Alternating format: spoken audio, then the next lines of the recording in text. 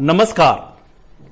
आज फिर एक ऐसे शख्सियत से आप लोगों की मुलाकात करा रहा हूं जो फंड मैनेजमेंट इंडस्ट्री के एक बड़े चेहरे हैं। एसबीआई म्यूचुअल फंड का एक नया फंड ऑफर आया है बैलेंस एडवांटेज फंड के रूप में। तो चलिए मिलते हैं और समझते हैं एसबीआई म्यूचुअल फंड के नेशनल हेड से श्री संदीप शर्मा जी से कि इस फंड में क्या खासियत है इन्वेस्टर्स के एंगल से देखें तो। नमस्कार। आज हमारे साथ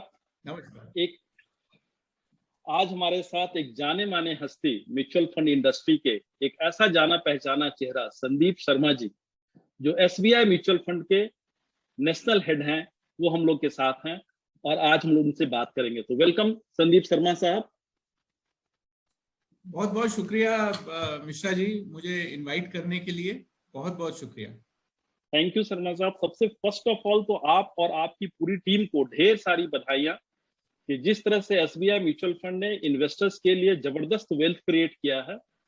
वेल्थ तो क्रिएट किया ही है, मगर साथ ही साथ जिस अवेयरनेस के माध्यम से जिस तरह से घर घर पहुंचने की कोशिश कर रही है ब्रांड एसबीआई म्यूचुअल फंड के माध्यम से, वो काबिले तारीफ है। तो एक बार फिर से ढेरों सारी बधाइयां, दिल से बधाइयां।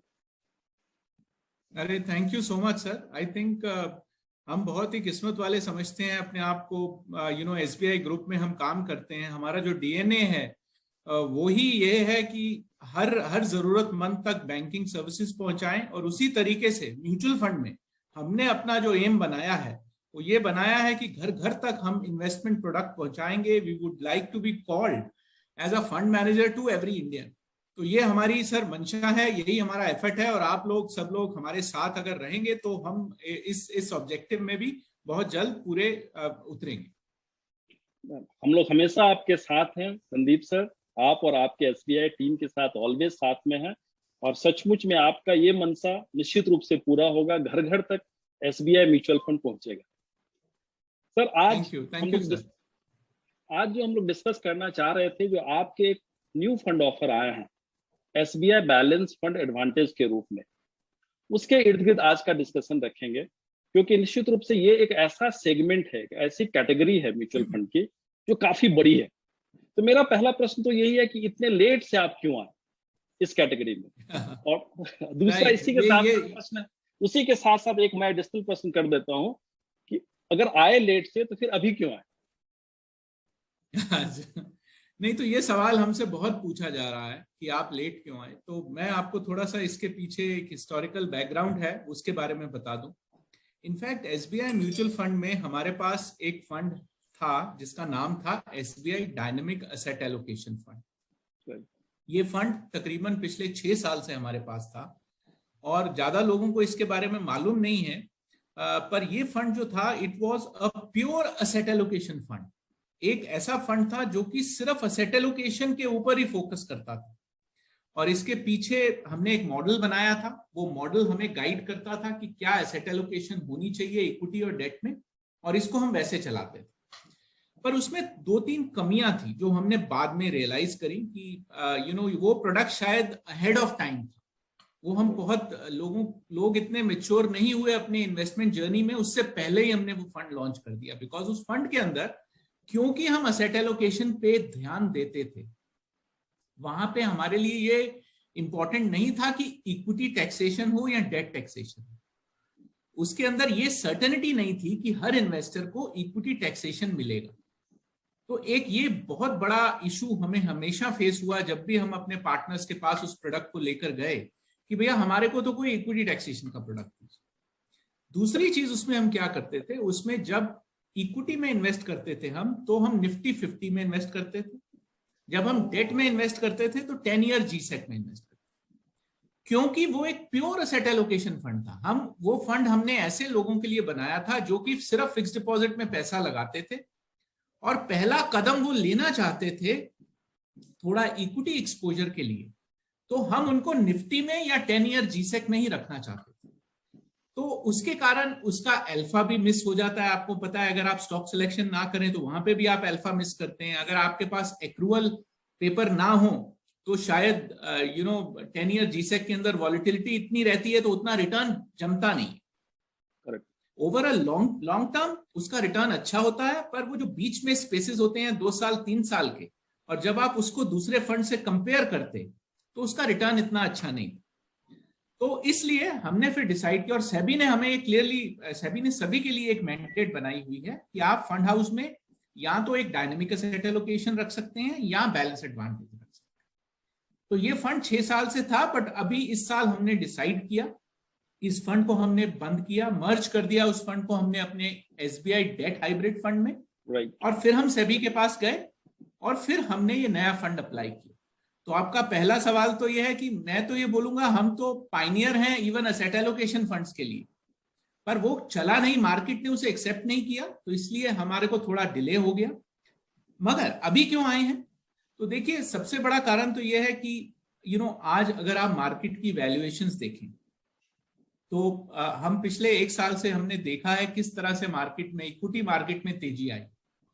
Eight the same time debt के अंदर भी अगर हम देखें तो यील्ड्स पिछले 1 साल में काफी गिरी। तो हम एक बड़े ही यूनिक सिचुएशन में है एज अ मार्केट, कि एक तरफ तो पेंडेमिक चल रहा है और दूसरी तरफ मार्केट्स जो है वो इतनी अग्रेसिव हुई पड़ी है। आप अगर आज वैल्यूएशंस देखें तो 30 के ऊपर की पी पे आपकी मार्केट निफ्टी कम से कम ट्रेड कर रहा है। करेक्ट। अगर आप 10 ईयर को देखें तो हिस्टोरिकली 18 महीने 2 साल के लिए 10 ईयर कभी भी 6% और 6.25 के बीच में नहीं रहा है। तो ये बोथ ये इवेंट्स जो है बड़ी यूनिक इवेंट्स है। तो हमें ऐसा लगता है कि आज की डेट में 2 टाइप के इन्वेस्टर है। एक ऐसे इन्वेस्टर जो कि इक्विटी मार्केट में बने रहे पूरे पिछले साल, और आज उन्होंने देखा है कि पिछले 1 साल में 100% का रिटर्न आया है। उनको डर लग रहा है कि ये 100% का रिटर्न कहीं पे कम ना हो जाए, कहीं पे मार्केट करेक्ट ना हो जाए। दूसरे टाइप के लोग ऐसे हैं जो कि आज भी मार्केट में नहीं है, पर मार्केट के अंदर जिस तरह से तेजी से मार्केट बढ़ा है वो मार्केट में पार्टिसिपेट करना चाहते हैं। उनको भी डर लग रहा है कि मैं अभी करूं कि बाद में करूं। तो ये दोनों इन्वेस्टर्स के लिए हमारे हिसाब से बैलेंस एडवांटेज फंड एक अच्छा फंड रहेगा। और प्रोबेबली हमने इसको ऐसा तो नहीं सोचा कि इसी टाइम पे लॉन्च करें, बट हमें लगता है कि क्योंकि इस टाइम पे आ रहा है, it is a good product for all kinds of investors who are there in the market and investor who want to get into the market. Correct, आपने बहुत सही कहा सर कि अभी जो नए लोग साइडलाइन में बैठे हुए हैं और इक्विटी में भी घुसने का हिम्मत नहीं कर पा रहे हैं या डेट में भी घुसने की हिम्मत नहीं कर पा रहे हैं, तो उनके लिए शायद ये कॉम्बिनेशन एक बहुत ही यूनिक होगी और अच्छी होगी। तो टाइमिंग तो निश्चित रूप से बहुत ही बढ़िया हम लोग समझ में आ रहा है कि अच्छा टाइमिंग है आपका। सर एक प्रश्न और करूंगा, क्योंकि बैलेंस एडवांटेज कैटेगरी में बहुत सारे फंड्स हैं और एक से एक बड़े फंड्स, तो आपका फंड या आपके फंड मैनेजमेंट क्या ऐसा डिफरेंट करेगी कि जो लोगों को अट्रैक्ट कर सके? बहुत अच्छा सवाल है मिश्रा जी। तो देखिए आपने सही बोला, एचडीएफसी का फंड जो है 30-32 हजार करोड़ का है। सिमिलरली आईसीआईसीआई का फंड भी इतना ही साइज का है। काफी बड़े बड़े फंड्स है। कोटक ने पिछले 3 साल में आज 8-9 हजार करोड़ का फंड हो गया है उनका। एडलवाइज काफी अच्छा कर रहा है फंड। तो एक्चुअली में अगर आप इस साल में देखें तो इस साल के अंदर तकरीबन 20,000 करोड़ की सेल जो हुई है वो बैलेंस एडवांटेज कैटेगरी में हुई है जनवरी से जून तक। तो ये काफी बड़ा अमाउंट है और ये पूरी इंडस्ट्री भी 1,20,000 करोड़ के करीब की हो गई। तो हमारा फंड कैसे डिफरेंट है, अगर मेरे को वो बताना हो, एक एडवांटेज आपको होता है जब आप देर से आते हैं। जब आप देर से आते हैं तो पहले आप देख लेते हैं कि दूसरों ने क्या कमियां थी दूसरों के प्रोडक्ट में, तो आप प्रिपेयर हो जाते हैं। ऐसा नहीं कि आप ज्यादा इंटेलिजेंट हैं, बट जस्ट आप दूसरों के स्ट्रैटेजीज को देखकर कुछ सीखते हैं और अपनी स्ट्रैटेजी में वो कमी को पूरा करने की कोशिश करते हैं। तो देखिए सर, हमारे मॉडल के अंदर लोग ज्यादातर पी को देखते हैं, पिछले 1 साल की पी को देखते हैं और उस बेसिस पे डिसाइड करते हैं कि मार्केट महंगी है कि सस्ती। हम पिछले 1 साल की पी को नहीं देखते, हम पिछले 10 साल की पी को देखते हैं, क्योंकि हम ऐसा मानते हैं कि 1 साल की पी देखकर आप मार्केट सस्ती है कि महंगी है इसका जजमेंट सही से नहीं कर सकते। क्योंकि मार्केट जो है पिछले 3 साल में कैसी रही है, 5 साल में कैसी रही है, 10 साल में कैसी रही है, उसका सम टोटल जो है वो डिसीजन लेने में ज्यादा एक्यूरेट आपको डिसीजन देता है। तो हम अर्निंग्स को नॉर्मलाइज करते हैं पिछले 10 साल में और फिर देखते हैं कि पी क्या है। ऐसी पी को हम बोलते हैं शिलर पी। तो हम पी को नहीं देखते, हम शिलर पी को देखते हैं, बिकॉज हमें लगता है लंबे समय का एनालिसिस ज्यादा एक्यूरेट एनालिसिस होता है। दूसरी बात, मैंने अभी आपको बोला कि पिछले 2 साल में इतने कम इंटरेस्ट रेट्स इंडिया में हमने कभी नहीं देखे। तो ज्यादातर बैलेंस एडवांटेज फंड सिर्फ पी देखते हैं या प्राइस टू बुक देखते हैं, कोई भी डेट नहीं देखता है, डेट में यील्ड्स कितनी है। तो हम इसमें 10 ईयर बॉन्ड यील्ड्स को भी देखते हैं। और सबसे इंपॉर्टेंट बात, हम रिलेटिव वैल्यूएशंस को देखते हैं, इक्विटी की valuation versus debt valuation. Because I am sure Mishra ji, आप जब आपने क्लाइंट्स के पास आज जाते हैं तो एक बहुत क्लासिक प्रॉब्लम क्लाइंट फेस कर रहा है, जो कि कंजर्वेटिव क्लाइंट है। फिक्स डिपॉजिट के अंदर जो रिटर्न आ रहे हैं वो सब ऑप्टिमल रिटर्न। तो अगर रिटर्न इतने नीचे हैं तो इसका क्या इफेक्ट कहां होता है? इसका इफेक्ट होता है इक्विटी वैल्यूएशन पे। अगर इंटरेस्ट रेट कम हो, वैल्यूएशन आप स्टॉक को ज्यादा दे सकते हो। तो हमने इन दोनों चीज को मैरी करके हम एसेट एलोकेशन पे अराइव करते हैं। एक और तीसरा फैक्टर हमने, ये तो 2 फंडामेंटल फैक्टर हो गए सर, अर्निंग्स के और बॉन्ड यील्ड का। एक टेक्निकल फैक्टर हमारे मॉडल के अंदर है जिसे हम सेंटिमेंट इंडिकेटर बोलते हैं। तो ये सेंटिमेंट इंडिकेटर हमारा एक प्रोप्राइटरी मॉडल है, इन हाउस मॉडल, जिसमें हम 14 डिफरेंट वेरिएबल्स की इनपुट करते हैं और ये सेंटिमेंट इंडिकेटर उनको कैप्चर करके हमें एक आउटपुट देता है कि सेंटिमेंट हाई है कि लो है। अगर सेंटिमेंट हाई होता है तो यानी इक्विटी के लिए नेगेटिव है, अगर सेंटिमेंट लो होता है तो इक्विटी के लिए पॉजिटिव है।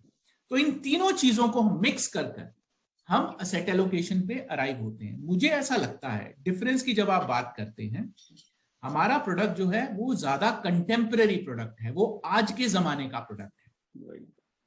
और हम थोड़ा ज्यादा सोच रहे हैं वैल्यूएशंस के बारे में, सिर्फ अपने आप को सीमित नहीं कर रहे इक्विटी वैल्यूएशंस तक। हम डेट की रिलेटिव वैल्यूएशंस लेकर डिसाइड करते हैं कि क्या एसेट एलोकेशन सही एसेट एलोकेशन। आपने बहुत सही कहा शर्मा साहब कि सचमुच में आज के जमाने में, आज के डेट में जो बैलेंस एडवांटेज फंड अपने पैटर्न पे चल रहे हैं वो चलते जा रहे हैं। इनोवेट करने की जरूरत शायद उन्हें नहीं पड़ रही है। और आप जब इनोवेट करेंगे, उसमें कुछ नई चीजें लाएंगे तो निश्चित रूप से वो बेहतर होगा। और आपने जैसा कहा कि लर्न भी किया है इंडस्ट्री के मिस्टेक से, तो इंडस्ट्री के मिस्टेक नहीं होगी ऐसा हम लोग उम्मीद करते हैं, और ये और बेहतर आने वाले दिनों में बड़ी फंड होगी। एक लास्ट प्रश्न आपसे पूछूंगा कि कोई इन्वेस्टर जो सोच रहा है आपके इस फंड में पैसा डालने के लिए, मगर वो डिसीजन लेने से थोड़ा हिचकिचा रहा है, अगर तो क्या 2-4 पॉइंट ऐसे होंगे कि वो इसमें पैसा डाले या डालने के लिए मजबूर हो जाए? ऐसा कोई ब्रीफ 2-4 पॉइंट अगर आप दे सके। जी जी जरूर। देखिए, सबसे पहला पॉइंट मेरे हिसाब से बैलेंस एडवांटेज का जो एक पॉजिटिव पॉइंट है और हमारे प्रोडक्ट का जो पॉजिटिव पॉइंट है वो ये है कि अगर आप इन्वेस्टर के एक्सपीरियंस को देखें, एंड मिश्रा जी आपसे ज्यादा इसको कौन समझेगा, आपने कितने सैकड़ों इन्वेस्टर्स की जिंदगी बदली है। तो इन्वेस्टर को मैनेज जब आप करते हैं तो सबसे डिफिकल्ट काम मैनेज करने में होता है इन्वेस्टर बिहेवियर। फंड आप कोई ज्यादा बढ़िया बेचें कम बेचें उसका इतना फर्क नहीं पड़ता, मगर इन्वेस्टर बिहेवियर का उसकी वेल्थ जनरेशन से डायरेक्ट लिंक होता है। और सबसे ज्यादा प्रॉब्लम क्या होती है, जब मार्केट तेज होती है, जो आज की मार्केट है, तब पैसा आता है, और जब मार्केट मंदी में होती है तब पैसा निकलता है, जबकि होना इसके ऑपोजिट चाहिए। Very true. ऐसा क्यों होता है? बिकॉज इन्वेस्टर का बिहेवियर। और इसको मैं लिंक करूंगा कि ह्यूमन बीइंग जो है वो एक ऐसा प्राणी है जो कि सरवाइव किया है। आज हम top of the food chain है, हमें किसी और लिविंग बीइंग से डर नहीं लगता सिवाय और इंसानों को। और वो क्यों हुआ है? बिकॉज हमारे अंदर एक डर है, और इस डर ने ही हमें सरवाइव कराया। और ये डर जब हम मार्केट्स में इन्वेस्ट करते हैं तो वो हमारी वेल्थ के ऊपर नेगेटिवली इंपैक्ट करता है। और बैलेंस एडवांटेज फंड एक ऐसा फंड है जो कि इस नेगेटिव इफेक्ट को खत्म कर देता है। बिकॉज जब मार्केट तेज होती है तो वो इक्विटी कम कर देता है ऑटोमेटिकली, जब मार्केट मंदी में होती है तो वो इक्विटी में एक्सपोजर लेता है। तो आई थिंक सबसे पहला कारण क्यों हर एक इंसान को कुछ एक्सपोजर बैलेंस एडवांटेज कैटेगरी में लेना चाहिए, क्योंकि ये इंसानी बायस को, इंसानी डर को, जो कि नेगेटिवली उसकी वेल्थ पे इंपैक्ट करता है, उसको न्यूट्रलाइज करता है। तो सबसे बड़ा कारण तो ये। दूसरा कारण यह है कि आज की डेट में जैसा मैंने बताया इक्विटी वैल्यूएशंस काफी स्ट्रेस्ड।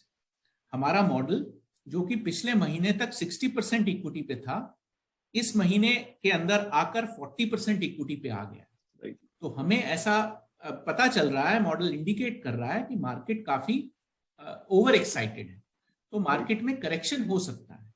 तो मुझे ऐसा लगता है कि कोई भी नया इंसान जो आज मार्केट में एक्सपोजर लेना चाहता है, रादर देन वेटिंग, क्योंकि अगर आप इंतजार करते रहेंगे तो इंतजार करते रह जाएंगे। जिसने मार्च 2020 में पैसा निकाल लिया वो अभी तक इंतजार ही कर रहा है। Very good. तो बेटर है कि आप बैलेंस एडवांटेज फंड से पहला स्टेप ले और इसमें निवेश कर अपनी इन्वेस्टमेंट जर्नी को शुरू करें। तो आई थिंक सेकंड ये एक बहुत इंपॉर्टेंट। तीसरा, मेरा जो मॉडल है, हमें बहुत कन्विक्शन, सर हमारे पास, हम लार्जेस्ट एसेट मैनेजमेंट कंपनी तो हैं, मगर जब हम लार्जेस्ट नहीं भी थे तब भी हमारे पास सबसे बड़ी इन्वेस्टमेंट टीम, हमारे पास 60 मेंबर इन्वेस्टमेंट टीम है सर, जिसमें से 25 लोग CFA चार्टर होल्डर्स। तो हमारे पास टीम बहुत ही कैपेबल टीम है।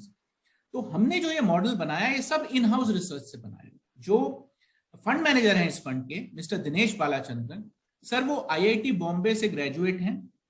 उन्होंने MIT US से अपनी पोस्ट ग्रेजुएशन किया है। वो CFA चार्टर होल्डर हैं। उन्होंने 10 साल फिडेलिटी US में काम किया है और वो पिछले 12 साल से हमारी कंपनी में काम कर रहे हैं। तो बहुत ही होनहार पर्सन है और हमारे पास यहाँ बहुत एक्सपीरियंस है। तो वो इस फंड को मैनेज करेंगे। तो हमें बहुत कॉन्फिडेंस है कि हम एक अच्छा एक्सपीरियंस अपने इन्वेस्टर्स को दे पाएंगे। और इस वक्त मार्केट जिस लेवल पे है, हमें बहुत विश्वास है कि इन्वेस्टर जो है, हम हैप्पी इन्वेस्टर आप लोगों के लिए क्रिएट करेंगे। सर, SBI ने ऑलवेज अच्छा एक्सपीरियंस दिया है अपने इन्वेस्टर को, तो निश्चित रूप से हमें उम्मीद भी है कि आप लोग आगे भी ऐसे ही अच्छे एक्सपीरियंस हमारे इन्वेस्टर्स को देते रहेंगे, तमाम दर्शकों को देते रहेंगे। आपसे बात करते हुए तो हमेशा ही अच्छा लगता है और बहुत कुछ सीखने को मिलता है। आगे भी आपसे ये सिलसिला हम लोग जारी रखेंगे बात करने का। मैं आप फिर से तहे दिल से आपको आने के लिए शुक्रिया अदा करता हूं, मगर साथ ही साथ आपके इस नए फंड ऑफर में एक मेगा सक्सेस हो, सक्सेस फंड कलेक्शन से लेके फंड परफॉर्मेंस तक, दोनों के लिए बहुत बहुत सारी शुभकामनाओं के साथ आज की इस टॉपिक पे हम लोग यहाँ डिस्कशन कंप्लीट करते हैं। So once again, thank you very much. Sir ji, बहुत बहुत शुक्रिया sir. Thank you very much. नमस्कार। आपने अभी संदीप शर्मा जी को सुना कि किस तरह से SBI balance advantage fund market के बाकी बैलेंस एडवांटेज फंड से अलग है और क्या उनकी मंशा, क्या उनकी सोच है। तो निश्चित रूप से वेल्थ क्रिएशन के लिए अगर इस कैटेगरी का फंड में आप इन्वेस्ट करना चाहते हैं, जाना चाहते हैं, तो एक चॉइस है ब्रांड SBI म्यूचुअल फंड की तरफ से। तो आप इसे देख सकते हैं, समझ सकते हैं, मगर मैं फिर भी रिक्वेस्ट करूंगा आपसे कि आप अपना ड्यू डिलिजेंस कंप्लीट करें, या आप जिस इन्वेस्टमेंट प्रोफेशनल के साथ जुड़े हैं उनके साथ बैठ के इसके बारे में और डिटेल जानकारी लें। क्योंकि जब हमने फंड हाउस और फंड मैनेजमेंट की बात की है तो वो डिस्क्लेमर मैं फिर से रिपीट करूंगा कि mutual fund investments are subject to market risk, so please read the offer document carefully before investing. And second, मैं खुद एक म्यूचुअल फंड डिस्ट्रीब्यूटर हूं। नमस्ते, thank you. Mutual fund investments are subject to market risk. Read all scheme related documents carefully.